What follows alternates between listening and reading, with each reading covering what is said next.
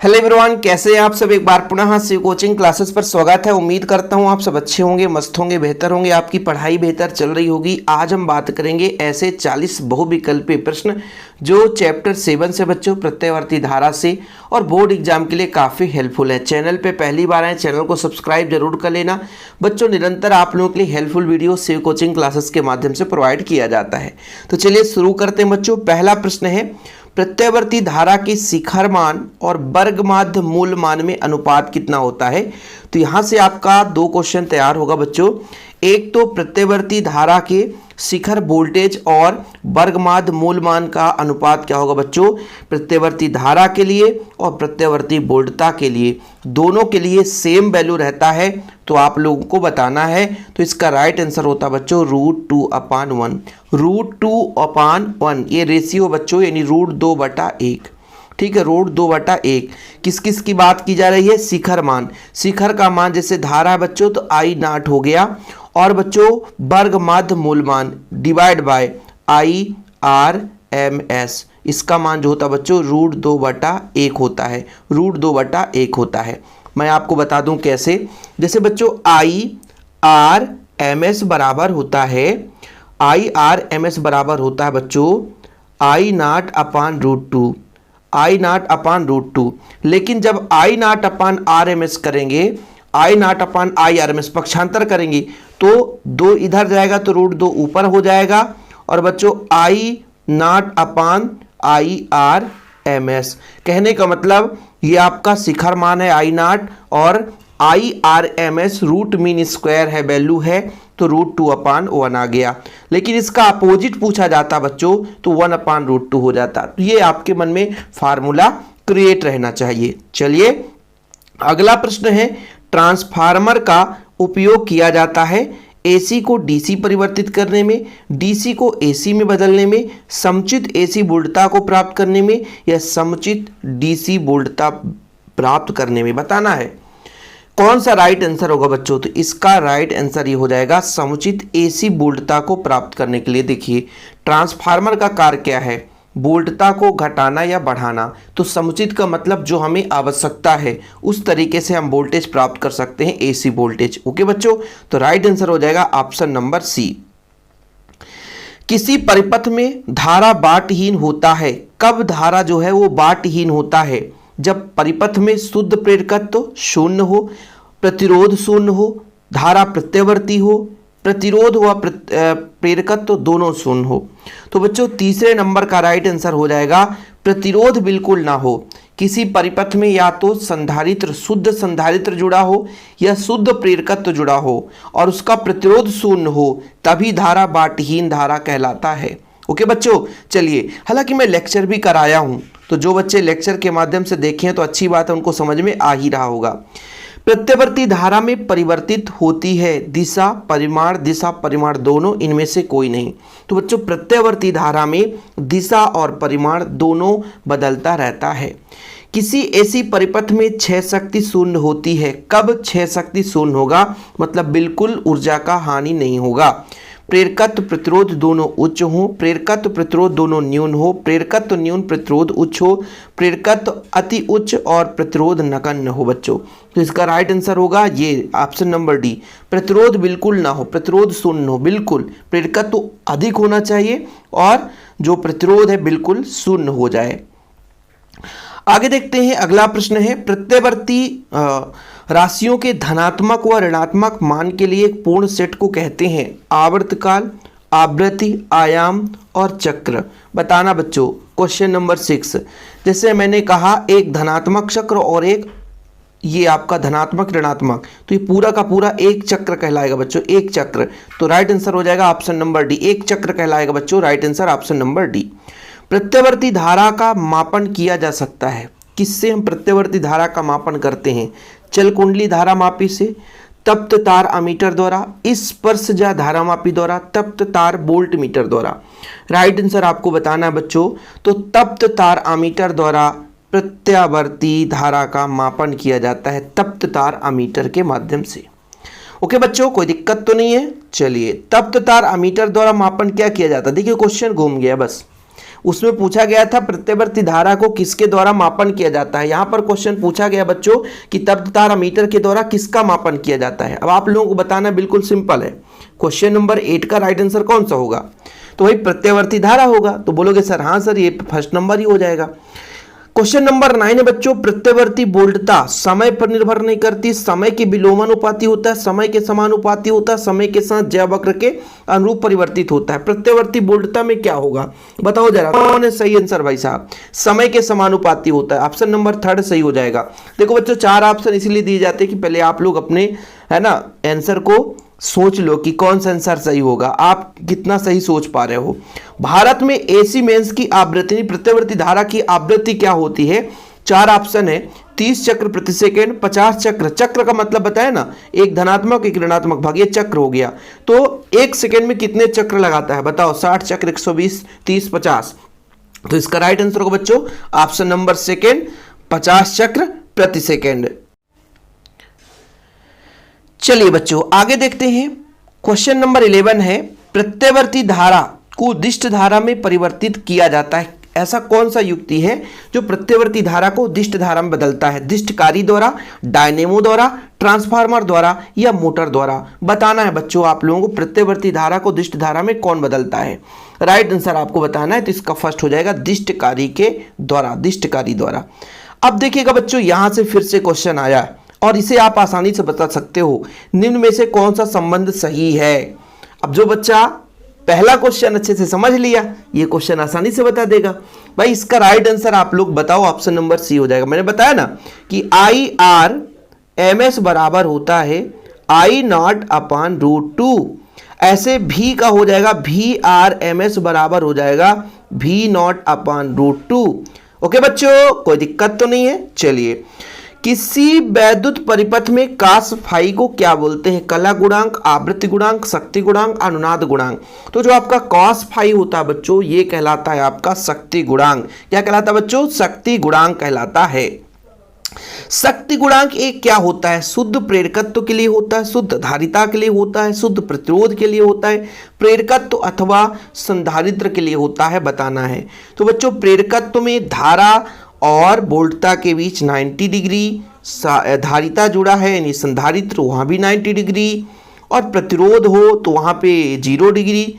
तो भाई डिग्री पर डिपेंड करता है बच्चों कि कास फाई, शक्ति गुणांक कास फाई होता है। कास फाई मतलब यदि 90 डिग्री रख देंगे कलांतर तो 0 हो जाएगा। तो प्रेरकत्व में ये जो आपका वोल्टता है बच्चों और धारा, इसके बीच ये प्रेरकत्व की बात की जा रही है, इसके बीच 90 डिग्री होता है। और जब हम संधारित्र के लिए बात करते हैं तो VC और I के बीच जो है आपका 90 डिग्री कलांतर है। इनमें यदि हम कास फाई का मान कास 90 रखेंगे तो 0 हो जाएगा। तो शक्ति गुणांक का मान जब केवल प्रतिरोधक हो तो VR और I समान कला में होते हैं। तो बच्चों आप लोगों को मैंने पढ़ाया है यार, तो प्लीज़ आप लोग जरूर थोड़ा बहुत लेक्चर के माध्यम से समझे होंगे। एसी परिपथ में भाई इसका राइट आंसर आप लोगों को पता चल गया कि नहीं यार? किसके लिए होगा? तो शुद्ध प्रतिरोध के लिए होगा, है ना। इसके बाद 15 नंबर में देखो, एसी परिपथ में संधारित्र की धारतीय प्रतिघात यानी XC बताना है बच्चों। XC और XL दोनों बताओ आप लोग। तो XL का मान होता है ओमेगा L बच्चों, ओमेगा L, और XC का मान होता है 1/ओमेगा C। तो राइट आंसर हो जाएगा सेकेंड। यदि XL पूछा होता तो ओमेगा L हो जाता। ओके बच्चों चलिए आगे देखिए अगला प्रश्न।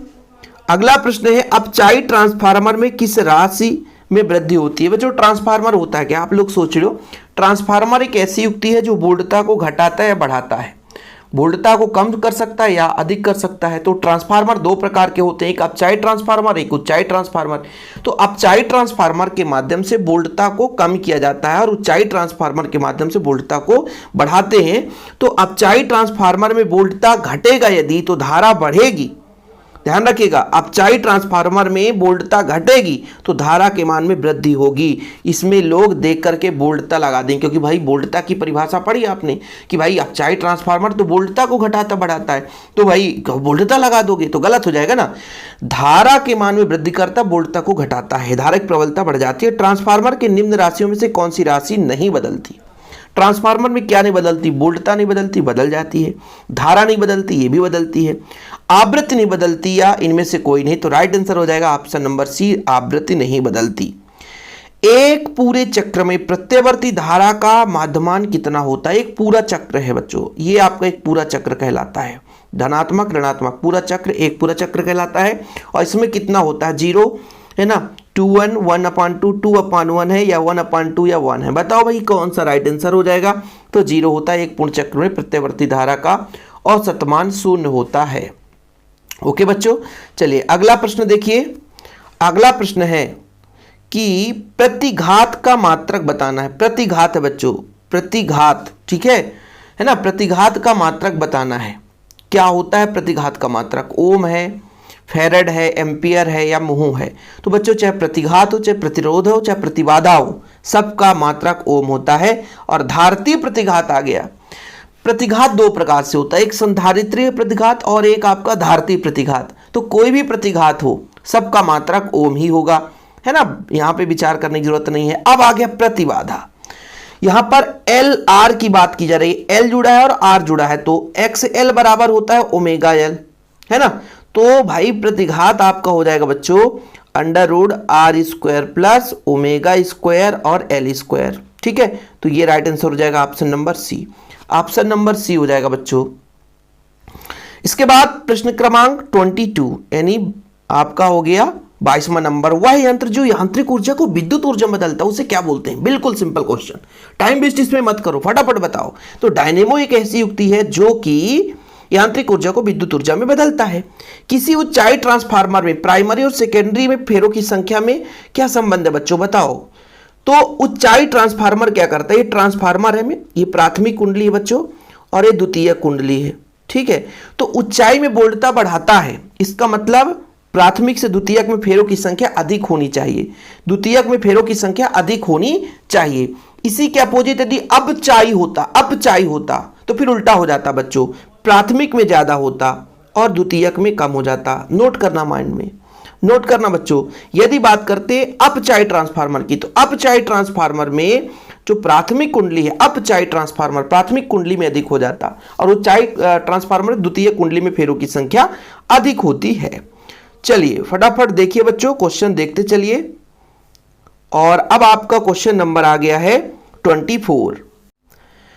तो यहां पर जो क्वेश्चन है एल आर परिपथ में शक्ति गुणांक, इस बार कास फाई का मान पूछा है।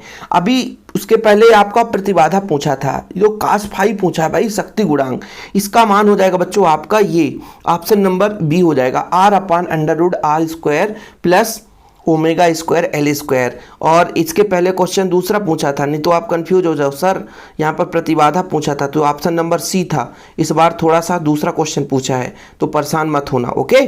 चलिए, एलसीआर परिपथ में ऊर्जा क्षय होता है प्रेरक से, संधारित्र से, प्रतिरोधक से, इनमें सभी से। अच्छा बताओ ऊर्जा क्षय कैसे होगा? भाई ऊर्जा तो सबके माध्यम से क्षय हो सकता है, ठीक है, प्रेरक से भी, प्रतिरोधक से भी, संधारित्र से भी। तो इसका राइट आंसर कौन सा हो जाएगा बच्चों? ऑप्शन नंबर डी सभी से। प्रत्यवर्ती धारा परिपथ में शक्ति व्यय होता है। बताओ, अब इसमें ऊर्जा क्षय ही है, यहाँ पे ऊर्जा क्षय लिखा है, यहाँ पे शक्ति व्यय। यहाँ एलसीआर परिपथ है, इसमें केवल प्रत्यवर्ती धारा परिपथ है, तो केवल प्रतिरोध से, केवल धारिता से, केवल प्रेरकत्व से, या इनमें से सही सभी। तो भाई जो क्षय है कुछ न कुछ मात्रा में सभी के द्वारा होगा, ऊर्जा क्षय कुछ न कुछ मात्रा में सभी के द्वारा होना ही है। अब बच्चों एलसीआर परिपथ का शक्ति गुणांक, इस बार एलसीआर परिपथ का शक्ति गुणांक बोला है, शक्ति गुणांक। तो अभी इसके पहले आपने पढ़ा था जैसे R/√R² plus omega square L square, ये पढ़ा था आपने। ये जो आपका था प्रतिबाधा था, यहां भी प्रतिबाधा को जेड से रिप्रेजेंट करते हैं, तो शक्ति गुणांक हमेशा जो भी प्रतिरोध रहेगा बटा प्रतिबाधा, ठीक है, प्रतिरोध बटा प्रतिबाधा। तो प्रतिरोध R बटा प्रतिबाधा Z। अब प्रतिबाधा Z का जो भी वैल्यू रख सकते हैं, ज़्यादा डिटेल्स में करने की जरूरत नहीं है। प्रतिबाधा का मात्रक बताओ, फटाफट बताओ। प्रतिबाधा हो चाहे प्रतिरोध हो चाहे प्रतिघात हो, मात्रक आपका ओम ही होता बच्चों, इसमें कुछ है नहीं। अगला नंबर देखिए, इस बार क्वेश्चन क्या कहता है? धारतीय प्रतिघात, ठीक है, धारिता संधारित्र जुड़ा हुआ है के लिए सूचित किया जाता है। भाई एक्सएल का मान पूछा, यहां पर खत्म कहानी। XC का मान, XC का मान कितना होता है? ओमेगा सी होगा कि 1/ओमेगा सी, दो में से एक ही ऑप्शन होगा। आप लोगों को बता चुका हूं ना कि 1/ओमेगा c होगा, तो इसमें ज्यादा है नहीं, क्वेश्चन रिपीटेड है। एक पूर्ण चक्र में प्रत्येक भर्ती धारा का औसत मान कितना होता है? एक पूर्ण चक्र में, इसका थ्योरम भी है बच्चों, तो कितना होता है? राइट आंसर हो जाएगा ऑप्शन नंबर डी। चलिए अगला क्वेश्चन देखिए भाई, भी आरएमएस बराबर बताना है। भी आरएमएस बराबर, भी आरएमएस बोला है ना, शिखर मान भी नॉट और वर्ग माध्य मूल मान में संबंध बताना है। संबंध आपका कौन सा राइट आंसर होगा? तो बच्चों जैसे हम आई आरएमएस करते हैं, इसका होता है आई नॉट अपॉन √2, या इसको हम ऐसा भी कह सकते हैं 0.707 आई नॉट। ऐसे भी आरएमएस बराबर होता है बच्चों, भी आरएमएस बराबर होता है, तो ये राइट आंसर हो जाएगा ऑप्शन नंबर बी। भी आरएमएस बराबर है 0.707 भी नॉट। एक संधारित्र अपने में से गुजर जाने देता है, क्या गुजारता है बच्चों? केवल डीसी करंट को, केवल एसी को, या एसी डीसी दोनों को बताना है। अपने में से क्या गुजारता है? तो केवल और केवल डीसी करंट को गुजारता है, एसी करंट को कभी नहीं जाने देता। ठीक है बच्चों। इसके बाद अगला प्रश्न है, प्रत्यावर्ती परिपथ में बाटहीन धारा होती है यदि युक्ति है केवल आर हो, आर एल हो, आर सी हो, केवल एल हो। 33 नंबर का बताना बच्चों आप लोगों को। देखो भाई साहब, बाटहीन धारा तभी हो सकता है कि एल या सी जुड़ा हो और इनका मान उच्च हो और आर बिल्कुल ना हो, आर शून्य हो, आर का मान हो ही नहीं। तो यहां पर एल जुड़ा होगा तभी संभव है, या तो सी जुड़ा होता, इसलिए ऑप्शन नंबर डी हो जाएगा राइट आंसर। 34 नंबर, यांत्रिक ऊर्जा को विद्युत ऊर्जा में बदलने की युक्ति है। क्वेश्चन रिपीटेड है, यांत्रिक ऊर्जा को विद्युत ऊर्जा में कौन बदलता है? बताओ जरा। यांत्रिक ऊर्जा को एसी जनरेटर विद्युत ऊर्जा में कन्वर्ट कर देगा। प्रत्यावर्ती एलसीआर परिपथ में धारा न्यूनतम होगी। धारा का मान न्यूनतम कब होगी बच्चों? धारा का मान न्यूनतम कब होगी? धारा एलसीआर परिपथ के लिए धारा का मान न्यूनतम कब होगी? तो जब XL माइनस XC अधिकतम हो, ज्यादा मान होगा तो बच्चों धारा का मान न्यूनतम हो जाएगी। इसके बाद क्वेश्चन नंबर 36 है, शुद्ध धारिता वाले प्रत्यावर्ती धारा में औसत शक्ति व्यय होती है, कितना होता बच्चों? 36 का हो जाएगा 0, बिल्कुल 0 मान हो जाएगा इसका। बस एक दो क्वेश्चन और बचे हैं कि शुद्ध संधारित्र युक्त प्रत्यावर्ती धारा परिपथ में प्रवाहित एवं आरोपित वोल्टता का मान कितना होगा बच्चों? ठीक, तो इसका मान कितना हो जाएगा बताओ? 0 होगा, 1 होगा, π/2 या -π/2। 37 का हो जाएगा राइट आंसर सी। अब बच्चों यदि आप लोग इसका नोट्स चाहते हैं कि सर पूरा फिजिक्स का नोट्स चाहिए विथ आपका ऑब्जेक्टिव भी मिलेगा, तो 100 रुपये चार्ज है। कॉन्टैक्ट नंबर मैं आपको बता देता हूँ, 9685 29 91 49। अब जिस बच्चे को नोट्स लेना है व्हाट्सअप में कॉन्टैक्ट करें, ये सारा ऑब्जेक्टिव भी दिया जाता है। ठीक है। प्रत्यावर्ती धारा मापन हेतु अमीटर और वोल्ट मीटर आधारित होता है, किस पर होता है बच्चों? 38 नंबर हो जाएगा, धारा के ऊष्मीय प्रभाव पर आधारित होता है। इसके बाद आपको दिखाता हूं नोट्स में कैसे रहते हैं रिक्त स्थान वाले क्वेश्चन। इसमें कितने 17 क्वेश्चन है, 17 के कम से कम 10 क्वेश्चन है बच्चों, 15 क्वेश्चन है। इसके बाद यहाँ पे जो काम का चीज़ होता है, कई बार क्वेश्चन पूछा गया है विगत वर्षों में, देखिए यहाँ पर पूरा ऐड रहता है ना, तो आप लोग जरूर इसे देख लें। और इसके बाद लास्ट में जो है रिक्त स्थान वाले पूरे आंसर रहते हैं। देखिए बहुविकल्पी प्रश्न का उत्तर हो गया, सत्य हो गया, है ना, और आपका रिक्त स्थान वाले सारी चीज़ें रहती है नोट्स में। तो जिन बच्चों को नोट्स लेना हो, हमारे शिव कोचिंग क्लासेस का प्रॉपर नोट्स बच्चों, और हाथ से बनाया जाता है यार, बिल्कुल ऐसा नहीं रहता, मैं खुद तैयार करता हूँ। तो जिन बच्चों को नोट्स लेना है तो व्हाट्सअप नंबर पर कॉन्टेक्ट कर सकते हैं, 9685 29 91 49। ठीक है बच्चों, तो जिसे भी नोट्स लेना है देर मत करिए भैया, अब बोर्ड एग्जाम की तैयारी में लग जाइए, नोट्स लेकर के प्रॉपर तैयारी करिए। फिलहाल अभी के लिए इतना ही। जय हिंद, वंदे मातरम।